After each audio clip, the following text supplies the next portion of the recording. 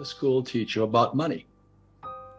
Answer's nothing. It's crickets, just nothing. And then today, instead, they're talking about critical race theory, that they want to change boys to girls and all this other stuff. I'm going, I don't want to change from boy to girl. I'm quite happy being a male, you know what I mean? And just recently, about a few months ago, they called parents terrorists in America because they actually dared to challenge the education system. They want to know what the heck they're teaching the kids. So these parents are in these huge rooms and, what they call them, PTA meetings or Parent Teachers Association meetings. The parents are up and down and they get labeled terrorists. I'm afraid it's going to get worse. A lot of the people giving financial advice, all they know is a bull market. Yeah. You see, they were born, just prior to 2008. They're now probably, let's say, 25 years old. They're financial planners, real estate brokers. And all they know is the S&P keeps going up.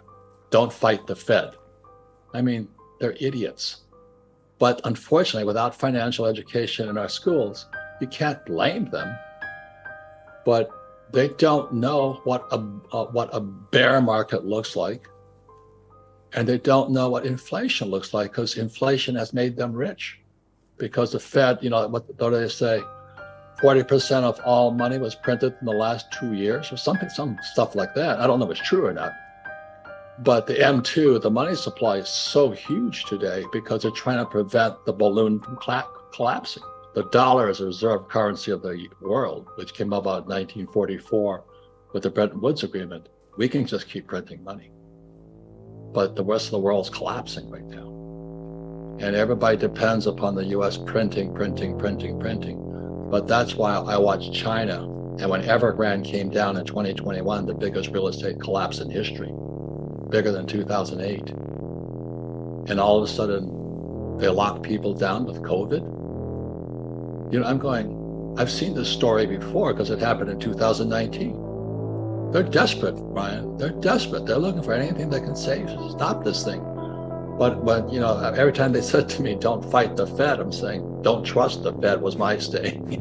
Why would I trust those SOBs? They're a central bank system. Is this the beginning of the end of that system being able to keep printing to save us? I've been saying that for years, but I was the whack job or the, Chicken Little on the outside, some whack job I don't have a degree in finance. I have what my degree is in? What? Oil.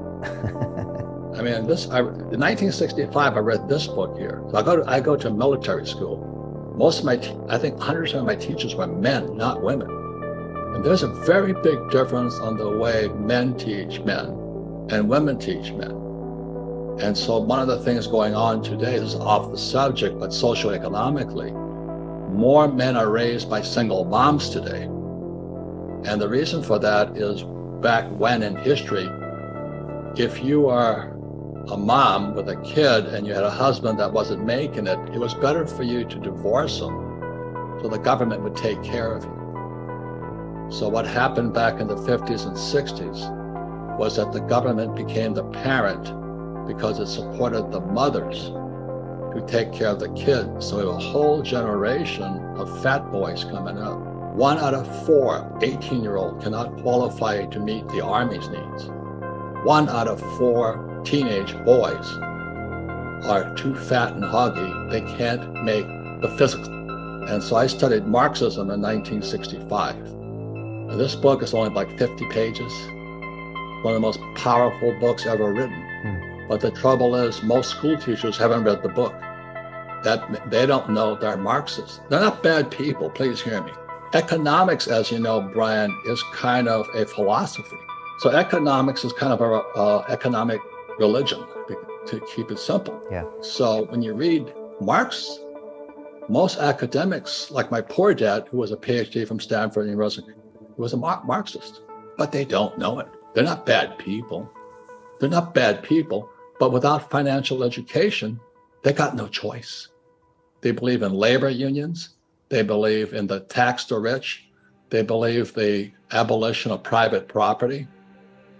That's all Marx. If you read this book here, it's in here. What Marx predicted has come to us, 1848. Okay? He said, he said communism would take over America specifically, or the capitalist world, in two stages. So stage one happened in 1930. In 1930, the Frankfurt School out of Berlin sent teachers to Columbia University Teachers College. That was in 1930. So communism invaded America through our teacher system.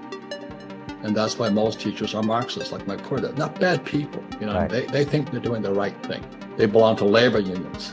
And what Marx says was workers of the world unite, join a labor union. And Robert, we've seen this come out into the open in the last couple of years, where you got kids on the street saying, let's be communists, let's be socialists, who are being egged on by this academic institutions and the woke and the technology platforms. They don't really know what's going on. They probably never had a job before. Like you said, they want to take away property, they want to do all these things, and you're really seeing these collide. And that's why I love having you on the show, Robert, because we're not talking about money, we're talking about life. Like, this is how humans interact with each other. And the economic system is a little bit like a religion, a belief system, and Yes. you have to. I just call it economic religion. Yeah, yeah. But the biggest problem today, again, is we have no financial education in our schools. I made so much money because when the price of oil went up to 130 today, I think it's 105. I'm creaming it right now. Unfortunately, it's killing the poor middle class because they can't put gas in the car, they can't buy groceries, and then they can't afford to shop. So I see all the clothes on sale everywhere and all this. And that's what's predicted in here. Your leftists in United States, all these professors and all these beautiful civil rights defenders, they are instrumental in the process of the subversion only to destabilize the nation. When their job is completed, they are not needed anymore. They know too much. Some of them, when they get disillusioned, when they see that Marxist-Leninists come to power, obviously they get offended.